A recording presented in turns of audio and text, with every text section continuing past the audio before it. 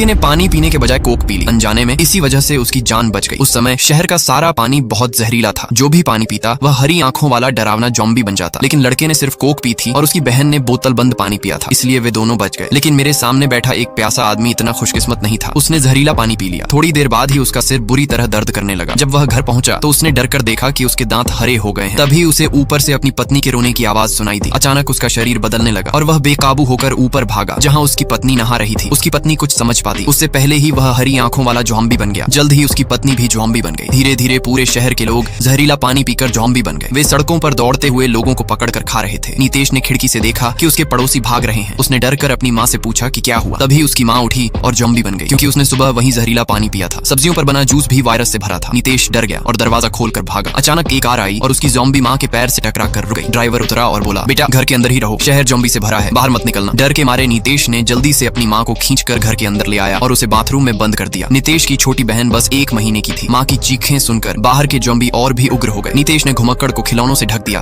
ताकि आवाज बाहर न जाए। धीरे धीरे चीखें कम हुई और जॉम्बी शांत हो गए। लेकिन अब लड़का सोच रहा था कि इस खतरनाक दुनिया में वह अपनी बहन के साथ कैसे जिएगा। अचानक उसने बाहर हवाई जहाज की आवाज सुनी। सेना ने शहर को बाकी दुनिया से काटने के लिए एकमात्र पुल उड़ा दिया और बिजली भी बंद कर दी। अब शहर के लोग खुद ही अपनी जान बचाने को मजबूर थे। अगले दिन नीतेश ने मदद के लिए फोन किया, लेकिन बैटरी खत्म थी। उसकी बहन भूख से रोने लगी तो उसने बची हुई बोतल बंद पानी से दूध का पाउडर मिलाकर उसे पिलाया। फिर अपनी जॉम्बी माँ को भूखा न रखने के लिए नीतेश थोड़ी सब्जियां लेकर बाथरूम में गया, लेकिन तभी उसकी बहन पीछे पीछे आ गई। जॉम्बी माँ ने तुरंत हमला किया। नीतेश ने जल्दी से सब्जियों से उसे लिविंग रूम की तरफ खींच लिया। इस घटना ने जैक को डरा दिया। उसे एहसास हुआ कि घर में खाना बहुत कम है। वह हमेशा के लिए यहाँ छुप नहीं सकता, इसलिए उसने बाहर झांकने के लिए सीढ़ी लगाई। उसने देखा कि जब तक वह आवाज नहीं करता जॉम्बी उसे नहीं देखते। तभी उसे अपनी पालतू बिल्ली दिखी। नीतेश ने भागने की योजना बनाई। उसने दरवाजा खोला और बिल्ली को बाहर भेज दिया। सारे जॉम्बी बिल्ली के पीछे दौड़ पड़े। नीतेश ने अपनी बहन को गोद में उठाया और घर से भागा। वह उसे सुपरमार्केट में छुपाना चाहता था, लेकिन सामने का दरवाजा बंद था। मजबूरी में वह पिछले दरवाजे की तरफ दौड़